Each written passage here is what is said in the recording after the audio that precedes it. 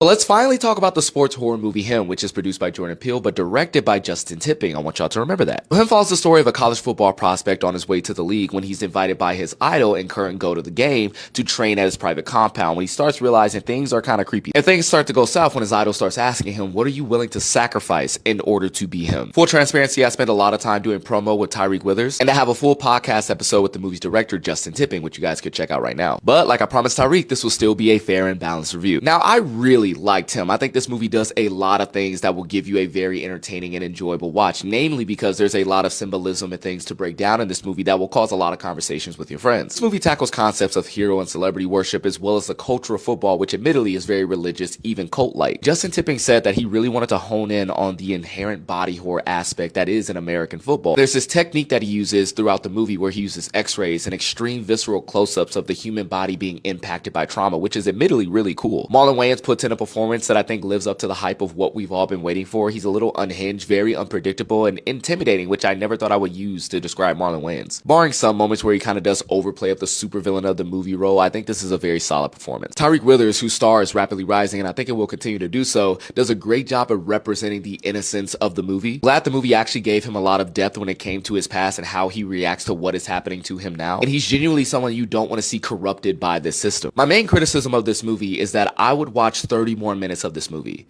because it feels like 30 minutes is missing. This movie locks you in and makes you ask a bunch of questions about what is happening, and then just kind of speeds to the finish line. It was from the tail end of the second act to the third act, I thought to myself, oh, we're here now. Also, the movie is kind of told in chapters, but there's really nothing that kind of brings them back around in a meaningful way as to why it was told in chapters. Plus, I didn't really feel an escalation between those things. It just kind of feels like their own separate thing. Don't get me wrong, I really liked how the movie ended, and I didn't think by any means that's it when it reaches its insane ending. I just thought there would be more in the middle, and I feel like a lot of it was gutted out. At the end of the day, my biggest criticism of the movie is that I wanted to see more. I want more of this movie. At the end of the day, I think this movie is still a very worthy watch. I think it will start a lot of conversations as well as delivering a lot of great things from Justin Tipping, Marlon Wayans, and Tyreek Withers.